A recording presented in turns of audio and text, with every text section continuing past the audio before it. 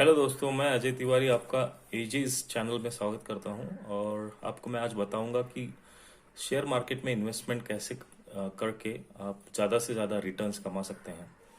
तो पहला तरीका है, आपको मैं ये बताऊंगा कि देर आर वहाँ पे दो दो टाइप के आपको इन्वेस्टमेंट है। एक लॉन्ग टर्म इन्वेस्टमेंट है और एक शॉर्ट टर्म इन्वेस्टमेंट है। तो मैं आपको सजेस्ट करूंगा कि आप लॉन्ग टर्म इन्वेस्टमेंट के लिए जाइए, क्योंकि आप अगर लॉन्ग टर्म इन्वेस्टमेंट के लिए देखेंगे तो आपको बेनिफिट अच्छा रहेगा। आपको उसमें अर्निंग्स ज़्यादा मिल सकती है, और शॉर्ट टर्म में आपको मेजरली लॉसेस होने के चांसेस रहते हैं। तो मैं वो आपको सजेस्ट नहीं करूँगा, बट फिर भी लोग करते हैं इन्वेस्टमेंट। कई लोग हैं जिनको अलग अलग तरीके पता हैं इन्वेस्टमेंट करके पैसे कमाने के। तो आप भी पहले हल्का हल्का इन्वेस्टमेंट कीजिए, और उसके बाद धीरे धीरे जैसे जैसे आप बेटर होते जाएंगे, वैसे आप शॉर्ट टर्म लॉन्ग टर्म दोनों टाइप के इन्वेस्टमेंट चालू कर दीजिए। तो पहला तरीका ये है कि आप जब लॉन्ग टर्म इन्वेस्टमेंट करेंगे तो वहाँ पे बहुत सारे रूमर्स भी होते हैं। जैसे आपके पड़ोसी, आपके रिश्तेदार आपको बोलेंगे कि भैया ये शेयर आज बहुत अच्छा कर रहा है।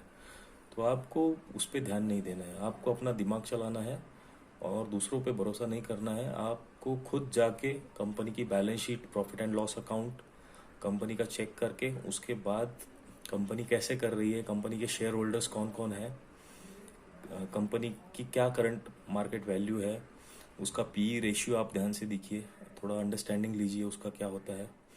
और कितने वॉल्यूम कितना है, क्वांटिटी आप कितनी बाय कर रहे हैं, और उसका लॉन्ग टर्म पे, आपका लॉन्ग टर्म या शॉर्ट टर्म पे क्या इम्पैक्ट आएगा, वो आप स्टडी कीजिए पहले। और एक तो ये है, और दूसरी बात ये है कि आप इमोशनल मत हो जाइए। जबकि शेयर मार्केट में इन्वेस्टमेंट की बात आती है, लोग इमोशनल हो जाते हैं।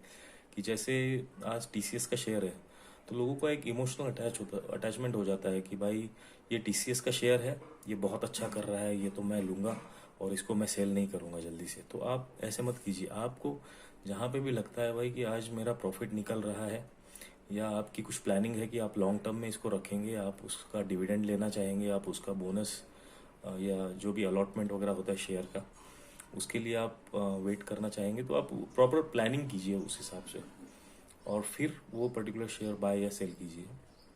तो एक दूसरी चीज़ थी, और एक आपको मैं बात बताना चाहूँगा कि आप अच्छे रिटर्न्स पाने के लिए क्या कर सकते हैं कि आप जनरली, जैसे आपको 50% या 100% किसी शेयर पे प्रॉफिट हो गया, तो उसके बाद आप ये कीजिए कि आप 50% ऑफ द शेयर, वो जो कंपनी के 50% शेयर हैं आपके पास, आप उसको सेल कर दीजिए, और आपको उसको री इन्वेस्ट कर दीजिए किसी दूसरे अच्छे शेयर में। मेरी बात ध्यान से सुनिएगा, अच्छे शेयर में बोल रहा हूँ, ना ही किसी की पेनी स्टॉक्स में, ना ना किसी की विदाउट स्टडी किए हुए। आप स्टडी करके अगर कर रहे हैं तो that is good, you can invest, but बिना स्टडी किए हुए आप ऐसे मत जाइए। आप अपना पूरा ध्यान लगाइए, कंपनी कहाँ जा रही है, कंपनी का इन फ्यूचर क्या स्कोप है, वो कहाँ इन्वेस्टमेंट कर रही है, उसके असेट्स क्या हैं, उसके लाइबिलिटीज़ क्या हैं, ये सब ध्यान से पढ़िए। अगर सब ओके है देन यू गो अहेड, आप इन्वेस्ट कीजिए, कोई प्रॉब्लम नहीं है। और एक और चीज़ आपको बताऊंगा कि आप अपने पास हमेशा कुछ पैसे हमेशा रखिए, in terms of short saving.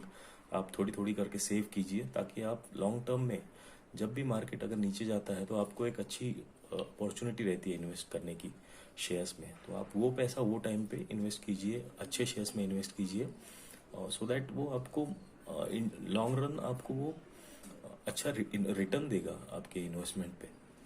तो यही बोलना था दोस्तों आपको से, और थैंक यू सो मच।